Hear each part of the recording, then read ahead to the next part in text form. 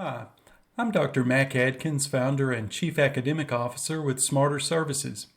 Thanks for your interest in this comparison of virtual proctoring modalities. Shopping for virtual proctoring services can be confusing. There are several proctoring companies which provide parallel services. It is similar to shopping for banking services. Think about the services that banks provide. They are pretty much all the same. Checking accounts, savings accounts, loans, safe deposit boxes, etc. To make matters even more confusing, each of the proctoring companies tends to use their own terminology to refer to their features and functionality. In an effort to help you understand the virtual proctoring options that are available in the SmarterProctoring platform, we are providing this blog. First, who are we? Our company's name is SmarterServices.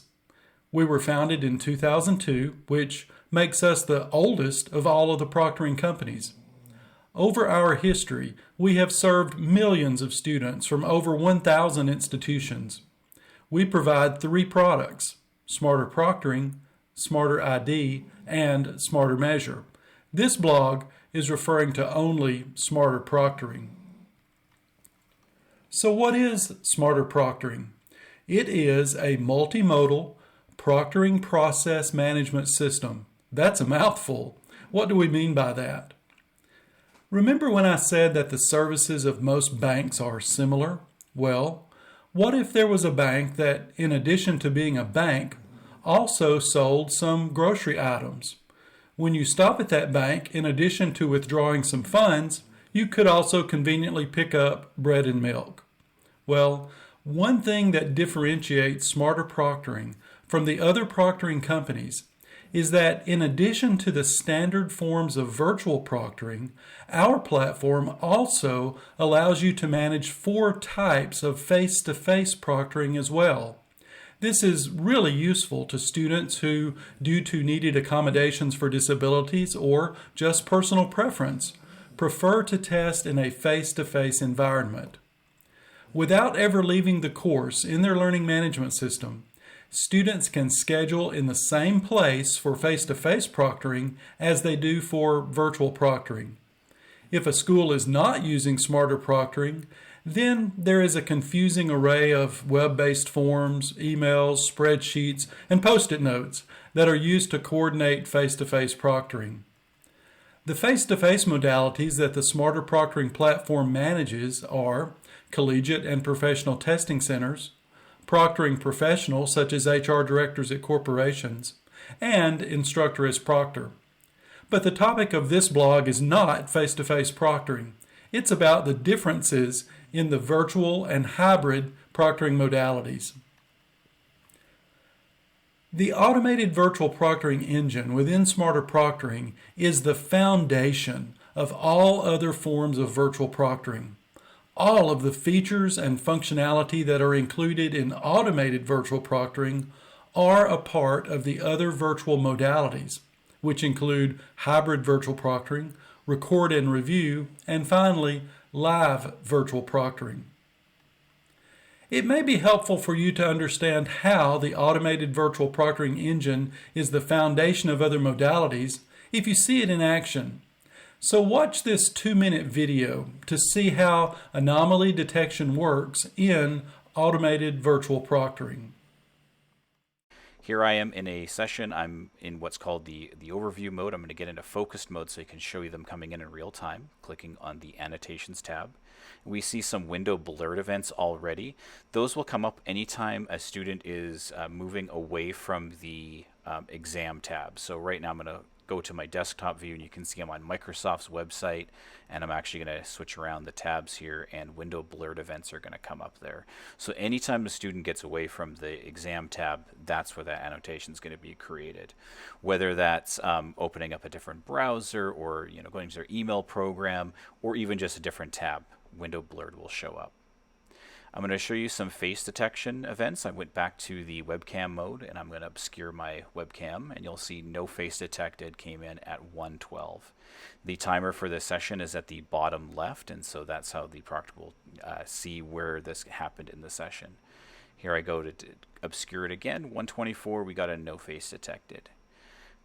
You'll see that I'm talking now, and we will see a speech detected. Now, keep in mind, this will not show up if a dog's barking or there's a car in the background, something like that. Specifically, it's looking for speech. And now, unfortunately, my friend Jeff here is going to start coming in and help me with my exam. He's going to help me cheat. But our system does detect multiple faces, so you'll see multiple faces detected now at 1:47. Jeff didn't learn his lesson. He's popping up again at 1:55. And it showed up. Now this is obviously I'm picking up my phone, but someone in the background will also trigger this annotation as well. Now I'm a proctor outside of focused mode. I'm in the overview mode, and you'll notice that there is a little exclamation mark at the upper right hand side, and that's showing me that annotations are being detected. So here I'm changing my tabs, I'm covering my webcam. Jeff also popped up. So again, we're not seeing it in real time now, we're seeing kind of the overview mode. But my proctor is now going to click on the little overview or the focus mode again, go back into annotations, and you're going to see here those are all those annotations. Even though I didn't see them in real time, they are being shared there. This table illustrates a comparison of features across the various forms of virtual proctoring. First, recognize that the automated virtual proctoring engine is the foundation of each proctoring modality.